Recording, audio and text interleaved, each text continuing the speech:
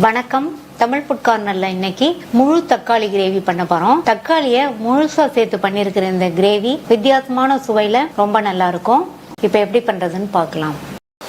ஸ்டவ்ல ஒரு பேன் போட்டு சூடு பண்ணியிருக்கேன். அதுல 1/4 கப் வறுத்த வேர்க்கடலை சேர்த்திருக்கேன். வறுக்காத வேர்க்கடலைன்னா கொஞ்சம் நேரம் வறுத்துட்டு அதுக்கப்புறமா சேர்க்க வேண்டியதை சேர்த்துக்கங்க.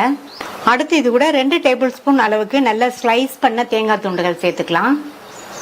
இது கூட 2 டீஸ்பூன் கொத்தமல்லி விதை, 2 சின்ன பீஸ் பட்டை, 2 கிராம்பு, 2 ஏலக்காய். இது எல்லாத்தையுமே நல்லா வாசனை வர வரையும் வறுத்துக்கலாம். நிதானமான தீயில வச்சு நம்ம சேர்த்த பொருட்கள்லாம் கருகிராம வறுத்துக்கணும். எல்லாமே வறுபட்டு நல்ல வாசனை வந்துடுச்சு. இது கூட 1/2 டீஸ்பூன் சீரகம், 1/2 டீஸ்பூன் சோம்பு சேர்த்து வறுத்துக்கலாம். எல்லாம் வறுபட்டதுக்கு அப்புறமா சீரகம் சோம்பு சேர்த்துக்கோங்க. கடைசி அதில் 2 டீஸ்பூன் வெள்ளை எள் சேர்த்து இந்த எள் நல்லா படபடன் பொரியிற அளவுக்கு வறுத்துக்கலாம்.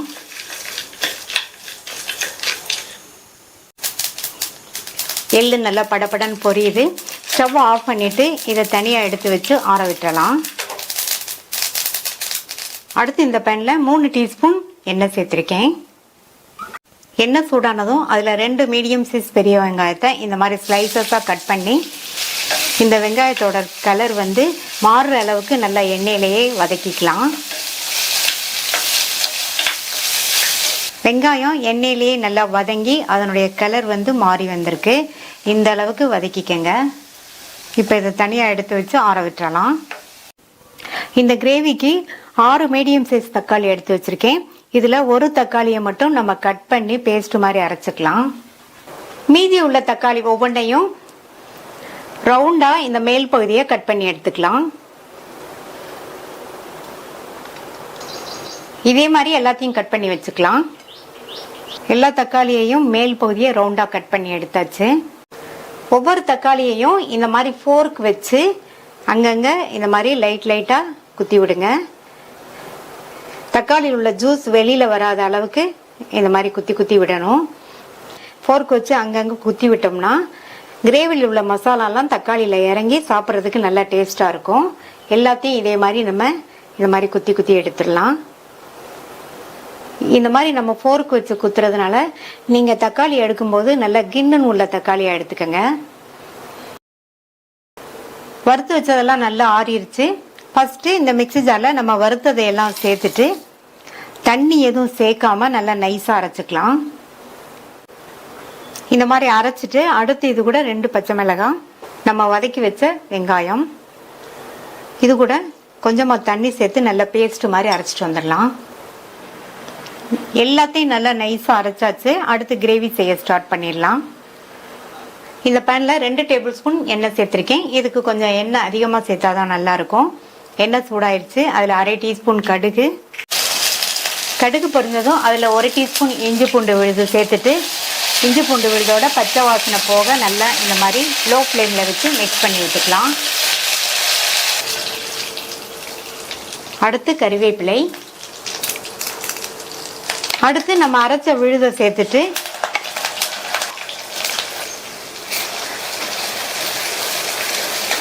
விழுதை சேர்த்துட்டு நல்லா ஒரு தடவை மிக்ஸ் பண்ணி விட்டுட்டு இது கூட 1/4 டீஸ்பூன் மஞ்சள் தூளும் 2 டீஸ்பூன் தனி மிளகாய் தூளும் சேர்த்துட்டு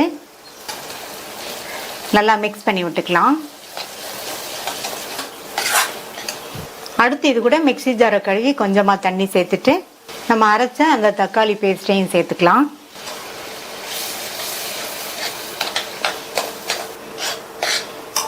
இது கூட இந்த கிரேவிக்கு தேவையான அளவு உப்பு சேர்த்து நல்லா கலந்து விட்டுட்டு நல்லா வதங்கி ஓரங்கள்லாம் எண்ணெய் பிரிஞ்சு வர வரையும் இருக்கட்டும். இது மாதிரி ஓரங்கள்லாம் எண்ணெய் பிரிஞ்சு வந்ததுக்கு அப்புறமா இது கூட 1/2 கப் தண்ணி சேர்த்துக்கலாம். தண்ணி சேர்த்து நல்லா கலந்து விட்டுருங்க. இந்த கிரேவி திக்கா இருந்தாதான் நல்லா இருக்கும். அதனால தண்ணி நான் 1/2 கப் சேர்த்திருக்கேன். கிரேவி நல்லா கொதிக்குது. நல்லா ஒரு தடவை மிக்ஸ் பண்ணி விட்டுட்டு இதுல நம்ம எடுத்து வச்ச 5 தக்காளியையும் சேர்த்துக்கலாம். தக்காளியை இந்த மாதிரி கவித்தி சேர்த்துக்கங்க. இது கூட 2 பச்சை மிளகாவை கீரி சேர்த்துக்கலாம். மூடி போட்டு ஸ்டவ்வை சிம்ல வச்சிருங்க. ஒரு 5 நிமிஷத்துக்கு வெந்துட்டு இருக்கட்டும். இடையில லைட்டா அப்பப்போ திறந்து கிண்டி விட்டுக்கணும். இப்போ 5 நிமிஷம் ஆச்சு. எல்லா தக்காளியையும் திருப்பி போட்டுக்கலாம்.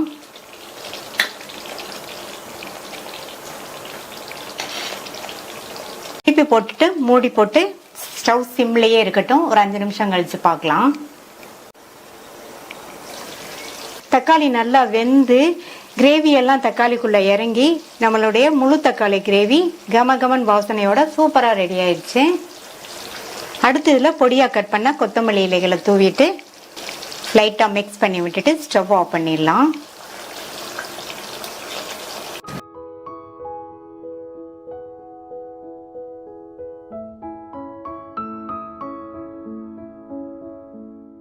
தக்காளி பச்சடி பண்ண போறோம். இதை நம்ம ரொம்ப ஈஸியா வேகமா பண்ணிடலாம். இந்த பேன்ல 1 டேபிள் ஸ்பூன் நல்லெண்ணெய் சேர்க்கிறேன். இந்த பச்சடி நல்லெண்ணெய் சேர்த்து பண்ணுங்க, நல்லா இருக்கும். எண்ணெய் சூடானதும் அதுல 7 இருந்து 8 பச்சை மிளகாவை இந்த மாதிரி 2 கட் பண்ணி சேர்த்துக்கலாம். இது கூட 1 டீஸ்பூன் கொத்தமல்லி விதையும் 1/2 டீஸ்பூன் சீரகமும் சேர்த்து வதக்கிக்கோங்க. இந்த பச்சை மிளகாலாம் நல்லா எண்ணெயிலேயே வதங்கணும். நான் 8 பச்சை மிளகாய் சேர்த்திருக்கேன். 1/4 கிலோ தக்காளி சேர்த்து இந்த பச்சடி பண்ண போறோம். அதனால இந்த காரம் கரெக்டா இருக்கும். நீங்க உங்க தேவைக்கு தகுந்தபடி சேர்த்துக்கங்க. மிளகாவோட கலர்லாம் ஓரளவு மாறி வந்திருக்கு. இந்த ஸ்டேஜ்ல கொஞ்சமா கறிவேப்பிலை சேர்த்து வதக்கிக்கலாம். இப்ப மிளகாய் நல்லா வதங்கிடுச்சு. இதை தனியா எடுத்து வச்சுக்கலாம்.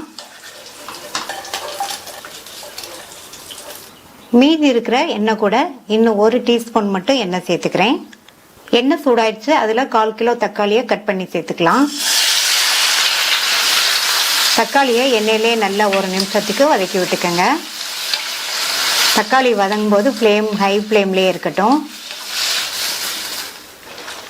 இப்போ 1 நிமிஷமா ஹை ஃப்ளேம்ல வதங்கிடுச்சு. அடுத்து ஸ்டவ்வை மீடியம் ஃப்ளேம்ல வச்சிருங்க. இது கூட இந்த பச்சடிக்கு தேவையான அளவு உப்பு சேர்த்துட்டு கொஞ்சமா ஒரு சின்ன கோழிக்குண்டு சைஸ் அளவு புளியை தண்ணியில ஊற வச்சிருக்கேன். அதையும் சேர்த்துக்கலாம். மீடியம் ஃப்ளேம்ல 4 இருந்து 5 நிமிஷத்துக்கு இந்த தக்காளி வதங்கட்டும். ரொம்ப மசியணுங்கிற அவசியம் கிடையாது. தக்காளி நல்லா வதங்கினா மட்டும் போதும். 4 நிமிஷமாச்சு. தக்காளி நல்லா வதங்கி இருக்கு. ஸ்டவ் ஆஃப் பண்ணிட்டு ஆற விட்டுறலாம். இப்ப எல்லாமே நல்லா ஆறிடுச்சு. இந்த மிக்ஸி ஜார்ல ஃபர்ஸ்ட் நம்ம வதக்குன எல்லாத்தையும் சேர்த்துட்டு இது கூட 6 பூண்டை 1-2 இடிச்சு வச்சிருக்கேன். அதை சேர்த்துக்கலாம். முழுசா சேர்த்தோம்னா இது அரைபடாது. இதுல தண்ணி எதுவும் சேர்க்காம 1-2 கோர்ஸா இருக்கிற மாதிரி அரைச்சுக்கலாம். நைஸா அரைச்சிடக்கூடாது. மிக்சியை ஸ்பீடா ஓட விடாம விப்பர்ல 2-3 தடவை போட்டாலே இந்த மாதிரி அரைபட்டுரும். அடுத்து இது கூட நம்ம வதக்கி வச்ச தக்காளியை சேர்த்துட்டு இது கூட கொஞ்சமா மட்டும் கொத்தமல்லி இலைகள் சேர்த்துக்கங்க.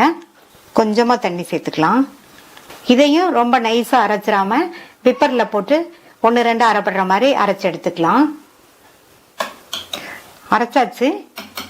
இது கூட 15 சின்ன வெங்காயத்தை தோல் உரிச்சிட்டு குட்டி குட்டியா கட் பண்ணி வச்சிருக்கேன். அதை சேர்த்துக்கலாம். சின்ன வெங்காயத்துக்கு பதில் பெரிய வெங்காயம் இருந்தாலும் இந்த மாதிரி பொடியா சாப் பண்ணி சேர்த்துக்கங்க. இப்ப நல்லா ஒரு தடவை மிக்ஸ் பண்ணி விட்டுறலாம். இதுல உப்பு செக் பண்ணி சேர்த்துக்கங்க. நல்லா ஒரு தடவை கலந்து விட்டுறலாம். இந்த பச்சடியை டிஸ்பிளே பவுலுக்கு மாத்திட்டு தாளிப்பு போட்டுடலாம். இந்த பேன்ல 1/2 டேபிள் ஸ்பூன் எண்ணெய் சேர்க்கிறேன். எண்ணெய் சூடானதும் அதுல 1 டீஸ்பூன் கடலைப்பருப்பு, 1 டீஸ்பூன் உளுந்து சேர்த்துக்கங்க. ரெண்டுமே நல்லா வறுபட்டதுக்கு அப்புறமா அது கூட 1 டீஸ்பூன் கடுகு பொரிஞ்சதும் இதுல கறிவேப்பிலை சேர்த்துக்கலாம். தாளிப்பை இந்த பச்சடியில சேர்த்துடலாம். கொஞ்சமா கட் பண்ண பொடி வெங்காயத்தை சேர்த்து கார்னிஷிங் பண்ணிக்கலாம். சமைக்கிறதுக்கு குறைவான டைம் இருக்கும்போது இந்த பச்சடியை ட்ரை பண்ணலாம்.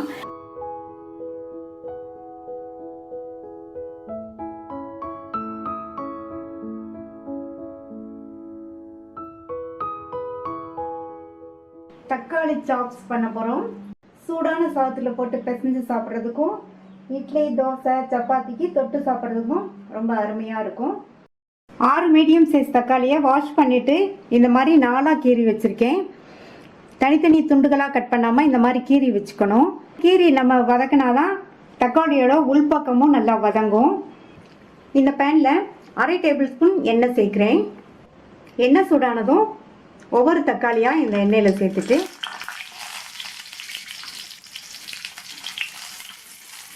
ஸ்டவ் லோ மீடியம் ஃப்ளேமில் இருக்கட்டும். நம்ம தக்காளியை 4 கீறி சேர்த்துருக்கிறதுனால இந்த மாதிரி வதக்கும் போது தக்காளியோட உள்பக்கமுமே நல்லா வதங்கிடும். வதங்கிட்டு இருக்கும்போது ஒவ்வொரு தக்காளியையுமே இந்த மாதிரி கரண்டி வச்சு பிரட்டி விட்டுக்கோங்க. அப்போ தான் எல்லா தக்காளியும் ஒன்று போல் எல்லா பக்கமுமே நல்லா வதங்கும். 5 நிமிஷமாக எண்ணெயிலே வதங்கி தக்காளியோட மேல் தோல்லாம் நல்லா சுருங்கிடுச்சு பாருங்கள். இப்போ ஸ்டவ் ஆஃப் பண்ணிவிட்டு இதை வெளியில் எடுத்து வச்சு ஆற விட்டுறலாம். வதக்கி வச்ச தக்காளியெல்லாம் நல்லா ஆறிடுச்சு. இதை இந்த மிக்ஸி ஜாரில் சேர்த்து தண்ணி எதுவும் சேர்க்காமல் நல்லா நைஸாக அரைச்சிக்கலாம். இந்த மிக்ஸி ஜாரில் 2 டேபிள் ஸ்பூன் தேங்காய் துண்டுகள், 2 டீஸ்பூன் கொத்தமல்லி விதை, அரை டீஸ்பூன் மிளகு, 1 டீஸ்பூன் சீரகம், 1 டீஸ்பூன் சோம்பு, 1 டீஸ்பூன் கசகசா, 2 டேபிள் ஸ்பூன் பொட்டுக்கடலை, இது கூட தேவையான அளவு தண்ணி சேர்த்து நல்லா நைஸ் விழுதாக அரைச்சிக்கலாம். இந்த பேனில் 2 டேபிள் ஸ்பூன் எண்ணெய் சேர்க்குறேன். இந்த சாப்ஸுக்கு எண்ணெய் அதிகமாக சேர்த்தா தான் நல்லாயிருக்கும். எண்ணெய் சூடானதும் அதில் அரை டீஸ்பூன் கடுகு பொரிஞ்சதும் அதில் 1 டீஸ்பூன் உளுந்தம்பருப்பும் 1 டீஸ்பூன் கடலைப்பருப்பும் சேர்த்துட்டு இப்போ பருப்பெல்லாம் வறுபட்டு பொன்னிறமாக வந்துருச்சு. 10-12 சின்ன வெங்காயத்தை இந்த மாதிரி கொஞ்சம் பெரிய பீசஸாக கட் பண்ணி வச்சுருக்கேன். அதை இதில் சேர்த்துட்டு வெங்காயத்தை லைட்டாக வதக்கி விட்டால் போதும். ஒரு அரை நிமிஷத்துக்கு வதக்கிக்கங்க. அடுத்து இதில் 1 டீஸ்பூன் இஞ்சி பூண்டு விழுதை சேர்த்துட்டு இந்த இஞ்சி பூண்டு விழுதோட பச்சை வாசனை போக வதக்கிக்கணும்.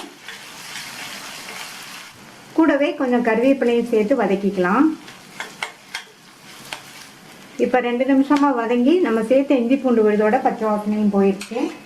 அடுத்து இது கூட நம்ம அரைச்ச தக்காளி விழுதை சேர்த்துக்கலாம்.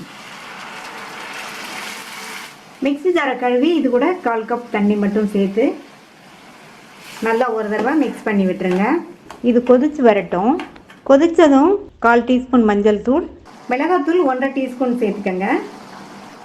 அடுத்து இது கூட இந்த சாப்ஸுக்கு தேவையான அளவு உப்பு சேர்த்துட்டு நல்லா ஒரு தடவை மிக்ஸ் பண்ணி விட்டுருங்க. அடுத்து இதில் நம்ம அரைச்ச தேங்காய் விழுதை சேர்த்துக்கலாம். இது கூட மிக்ஸி ஜாரை கழுவி கொஞ்சமாக தண்ணி சேர்த்துட்டு மறுபடியும் நல்லா எல்லாம் ஒன்றா மிக்ஸ் ஆகிற மாதிரி இந்த மாதிரி கலந்து கொடுத்துடலாம். இப்போ மூடி போட்டு ஸ்டவ்வை சிம்மில் வச்சுருங்க. 20 நிமிஷத்துக்கு அப்படியே இருக்கட்டும். எல்லாம் நல்லா ஒன்று சேர்ந்து கொதித்து வற்றி மேலே எண்ணெய் தெளிஞ்சு வரட்டும். இடையில 2 நிமிஷத்துக்கு ஒரு தடவை ஓப்பன் பண்ணி பார்த்து நல்லா கிண்டி விட்டுக்கணும். இல்லைன்னா கடாயில் அடியில் பிடிச்சிரும். இப்போ 20 நிமிஷம் ஆச்சு. திறந்து பார்க்கலாம். நம்மளுடைய தக்காளி சாப்ஸ் நல்லா வத்தி கெட்டியாகி மேலே எண்ணெய் தெளிஞ்சு வந்துருச்சு. கடைசி அதில் பொடியாக கட் பண்ண கொத்தமல்லி இலைகளை தூவி விட்டுறலாம். தூவி விட்டுட்டு ஒரு தடவை மிக்ஸ் பண்ணி விட்டுறலாம். நல்லா கமகமன் வாசனையாக கலர்ஃபுல்லான டேஸ்டான தக்காளி சாப்ஸ் ரெடி ஆயிடுச்சு.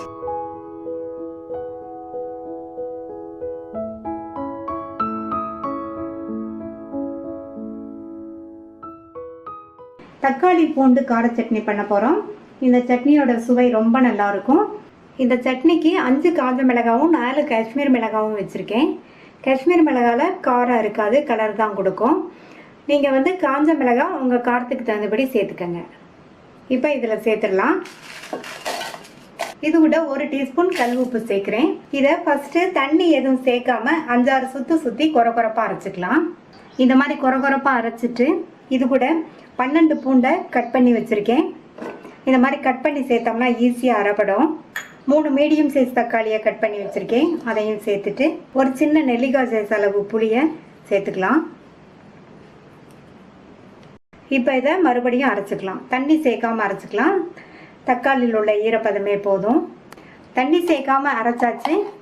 அடுத்து இதுக்கு ஒரு தாளிப்பு கொடுத்து சட்னியை வதக்கிடலாம். இந்த பேனில் 2 டேபிள் ஸ்பூன் நல்லெண்ணெய் சேர்த்துருக்கேன். இந்த தக்காளி பூண்டு சட்னிக்கு நல்லெண்ணெய் தான் நல்லாயிருக்கும். அதே மாதிரி எண்ணெய் கொஞ்சம் அதிகமாகவும் சேர்த்துக்கணும்.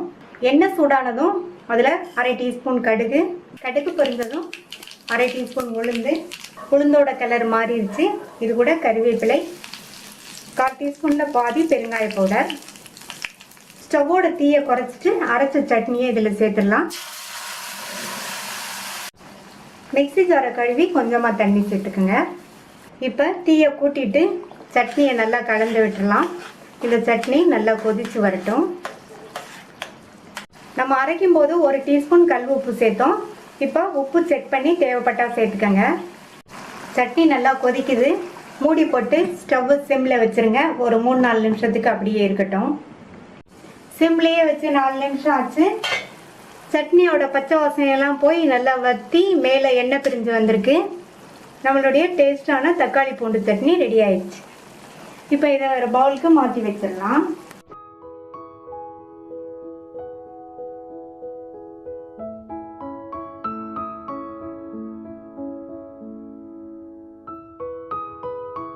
தக்காளி குழம்பு பண்ண போறோம். ரொம்ப ஈஸியான மெத்தட்ல இந்த குழம்பு பண்ணியிருக்கோம். இந்த பேன்ல 1 டேபிள் ஸ்பூன் எண்ணெய் சேர்த்து, எண்ணெய் சூடானதும் அதுல 1/2 டீஸ்பூன் சோம்பு பொரிஞ்சதும் கல்பாசி கொஞ்சம் சேர்த்துக்கலாம். இந்த கல்பாசி இந்த குழம்புக்கு நல்ல வாசனை கொடுக்கும்.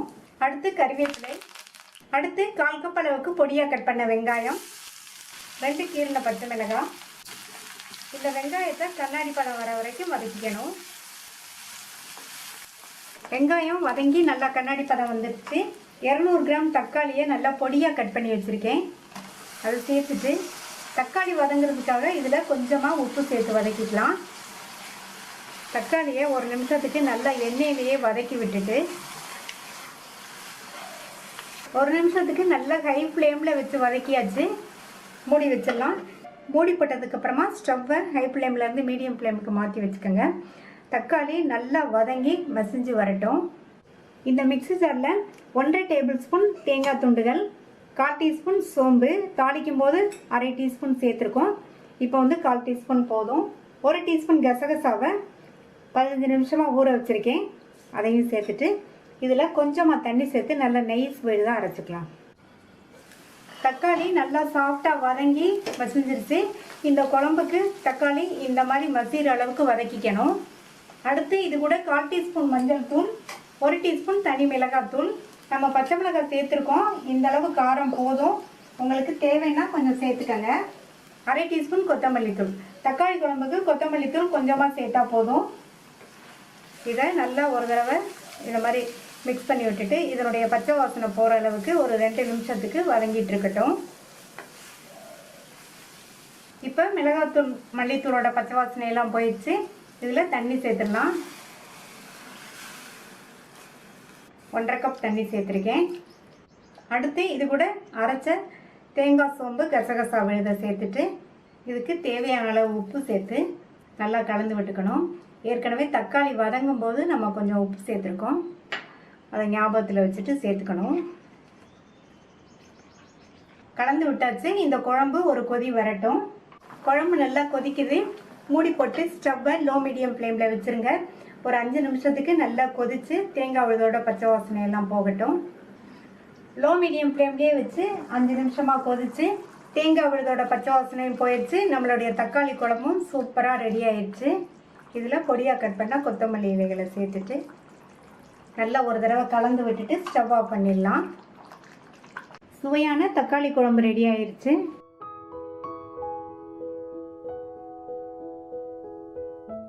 தக்காளி புலாவ் பண்ண போகிறோம். சாதத்தை மட்டும் வடிச்சிட்டோம்னா 10 நிமிஷத்தில் ரெடி பண்ணிடலாம். டேஸ்ட் ரொம்ப ரொம்ப சூப்பராக இருக்கும். இந்த கப்பில் 1 கப் பாஸ்மதி அரிசி எடுத்திருக்கேன். இது 200 கிராம் இருக்கும். இதை இந்த பாத்திரத்தில் சேர்த்துட்டு 2 தடவை கழுவிட்டு 20 நிமிஷம் ஊற வச்சுக்கலாம். 20 நிமிஷமாக ஊற வச்ச பாஸ்மதி அரிசியை தண்ணியை வடிச்சிட்டு குக்கரில் சேர்த்துருக்கேன். இதில் அரிசி எடுத்த கப்லேயே 1/2 கப் தண்ணி சேர்க்கணும். இந்த சாதத்துக்கு தேவையான அளவு உப்பு. இதில் 2 டீஸ்பூன் எண்ணெய் சேர்த்துக்கலாம். இந்த மாதிரி எண்ணெய் சேர்த்தோம்னா சாதம் நல்லா உதிராக வரும். நல்லா கலந்து விட்டுட்டு மூடி வச்சிடலாம். ஸ்டீம் வந்ததுக்கப்புறமா வெயிட் போட்டு ஹை ஃப்ளேமில் ஒரே ஒரு விசில் மட்டும் வேக வச்சுக்கலாம்.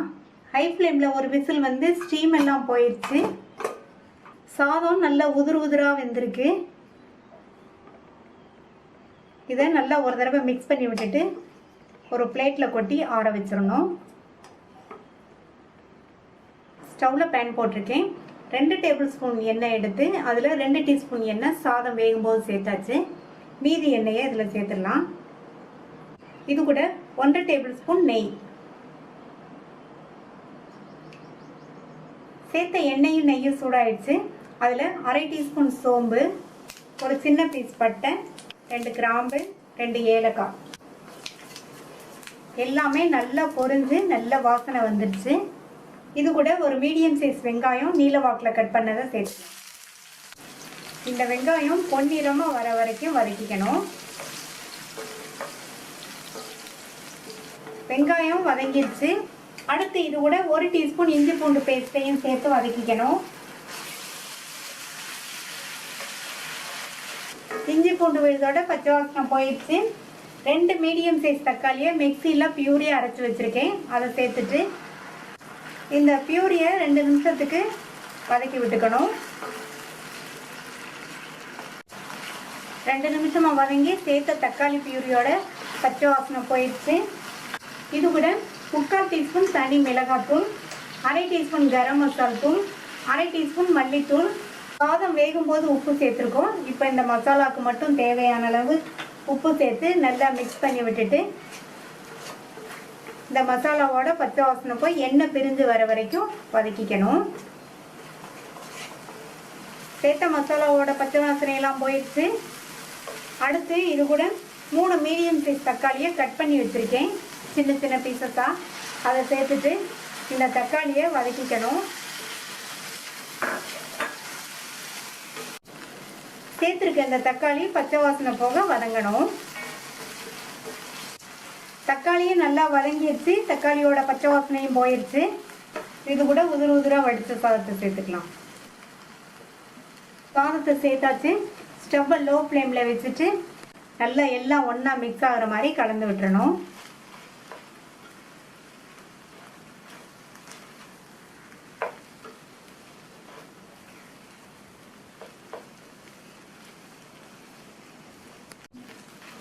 இந்த மசாலா எல்லா பக்கமும் நல்லா கோட்டாகிற மாதிரி கலந்து விட்டாச்சு. கடைசி அதில் பொடியாக கட் பண்ண கொத்தமல்லி இலைகளை தூவிட்டு நல்லா ஒரு தடவை மிக்ஸ் பண்ணி விட்டுட்டு ஸ்டவ் ஆஃப் பண்ணிடலாம். கமகமன் வாசனையோட ரொம்ப சுவையான தக்காளி புலாவ் ரெடி ஆயிடுச்சு.